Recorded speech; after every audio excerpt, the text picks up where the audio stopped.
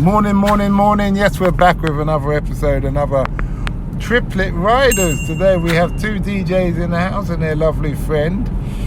And they're going to tell us about what it's like DJing and DJing also overseas. So nice to have you here today. Hello. Nice to meet you, Simon. Nice to meet you too, Simon. That's good. So tell us, why DJing? Why did you get to DJing? Well, for me personally, it's because I started going out in London and just experiencing London nightlife and seeing how DJs connect with the crowd and just that experience. For me, it started from one of my friends. We were younger when we were teenagers, and they used to mess around with the DJ decks, and I used to just follow them, and they used to go out and we used to DJ and I used to follow them, but I just picked it up by watching them, if you know what I mean. Now, and I bought myself some decks just before lockdown started and just carried on from there, just playing about, learning the trade. So are you all newbies into the industry? I would say I'm very new, but I haven't put myself out there, if that makes sense. I'm more of a home DJ, just practicing. Done a couple of mixtapes, put it out, but just practicing in that moment, just learning, just mastering my trade. Okay, that's good. I think lockdown, so us guys are friends, and when the first lockdown happened, we used to do probably every 2-3 weeks, we would do basically like mini festival. Everyone would take an hour slot and we would put it on Twitch and then have, Twitch and whatever, like a Zoom. Zoom, Twitch and Zoom, and everyone would take an hour slot and just do like whatever genre music. Yeah. So we all learned to DJ during lockdown. Mm-hmm. And we just had that was how we connected during lockdown. Yeah. So what motivates you? Why you? I like music, full stop. So I'm more like R&B, soul, hip hop, but that gets me into like the soulful house, and I'm old school, like garage, you know. Okay. But then I'm more into the soulful house, and but I just love music. Are you all from London originally? Yeah. Yeah. Me and Jen were from Chesington. Yeah, I'm originally from Croydon. Well, Fulton Heath to be precise, but South London massive. Yeah, I moved that there really quick. Okay. I hear you. What have you learned during your time DJing that you wish you knew when you started? You have to. So I moved to Portugal a year and a half ago, and that was when I first started playing out for people, like publicly, bars and stuff.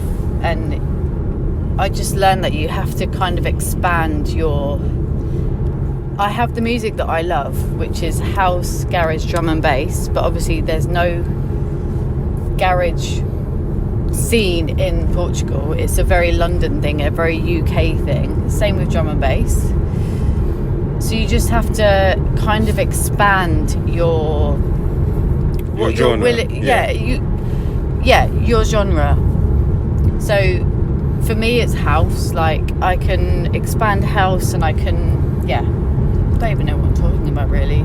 I don't mean to say that for me, like, as I said, I like R&B and hip hop and stuff. I would know that if I was to play out, I would have to expand it a lot more. Yeah, I've expanded the house library, that I like much more than when I first moved to Portugal a year and a half ago. What kind of house do you like? Really like punchy, vocal, like bassy house. Yeah. But for me, I think I'm still soulful. I'm like, a little bit of soul and R&B, Yeah. But But I can listen. Do you use vinyls? Do you do CDs? What do you use? So we use DJs, electric. Is that like a USB? USB, MP3. So I took a course. The reason that I started DJing was because I just wanted to learn to fucking do it, because I went to raves, festivals, nights out, and I saw the connection that the DJ had with the crowd. I loved the music, and I wanted to learn how to do it. So I did a course with London Sound Academy. Okay. Was And it a long course? Pardon? Was it a long course? No. They've got a beginners, intermediate, and advanced course, and it's like 40 hours each course. Yeah, basically you can learn to mix on CDJs, you learn to beat match, all that kind of stuff. And then when you get to the advanced course, you start learning on vinyl and that kind of thing, which is a different challenge, and I really want to carry on with vinyl. But you have to have the equipment. You have to either have the equipment or go somewhere that has the equipment, you know? It's a lot of investment as well. Yeah, talking about investment, what's the starting price for a basic DJ kit? Well, You don't have to spend that much. Yeah. You can get like a very basic... they call them controllers. Yeah, So you basic can use your controllers, laptop. yeah. You can use your laptop with it, and it's just like a 2-channel, easy to use, two mixes, and that's it. But a lot of people have Pioneers, which is like the club standard. So a lot of people have Pioneer, or like there's different systems. There's Tractor, Record Box, and I forgot the third one. Tractor, Record Box, Serato. Serato, that's Yeah. it. Yeah. So yeah, a lot of people, but most clubs I think they use Record Box and Pioneers. Which is why I moved Yeah. from Tractor to Pioneer. But the thing is, like, if anyone is snobby about what you're mixing on, it doesn't fucking matter. Like, if you have the passion for it and you want to do it, like, it doesn't really matter what you start on. Yeah. The fundamentals are the same. Fundamentals Yeah. are the fundamentals. Fundamentals are the same. The fundamentals are the same. What's it like in Portugal? And why? Portugal. I mean, I'm biased because I'm from London, so for me the London music scene is just the best. Like, garage, house is amazing. But having said that, the music scene in Lisbon, where I live in Portugal, the capital, is really good. Like, most of the clubs will be open till 6 in the morning. It's not going to be like amazing house music, but it's going to be techno or just random stuff, you know, like Kazumba. Is it Kazumba? yeah, like reggaeton, yeah, just Afro house. Like,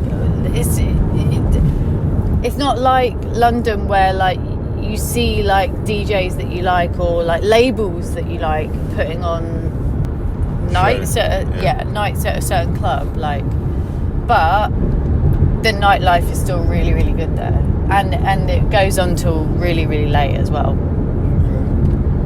I would 100% recommend going to Portugal. Language barrier? How do you There isn't one. Like, most young people in Portugal speak English, but if you can learn a few words of Portuguese, they will really appreciate it. What does the future hold for all three of you? So I see our lovely lady in the right's been quite quiet as well. Jenny, what does the future hold? Lots of trips to Lisbon to see Holly Opalia DJ. Okay. Yeah, lots more nights out, I think. Yeah. Well, especially since lockdown has kind of ended. Touch wood. Today was our first full day out. Simon, today was our first rave in London since before the pandemic. Really? Yeah. My cousin's been having raves all the time. Throughout the whole lockdown. He had it sussed really well. He found all these abandoned buildings. He had the DJ and everything set up, but he always factored in the price of the tickets, of the speakers to the tickets. He had his team, so when the police come, they'd wrap the cables and take that mixer thing and leave through the back door. Yeah. But leave the speakers. And he's still Leave the speakers. Yeah, he's still making money. He just worked out you only need because of the kind of setup. And he's doing it well. He's doing it every what? I think every Thursday. Well, Simon, I think we need to take your contact details. But it's like the old warehouse ways when you text someone at last minute. Yeah. And it was like that. Yeah. So for the other two, Polly and Ryan, so what's the future hold for you? What, music-wise or? Yeah, just both. For me, just to learn it better.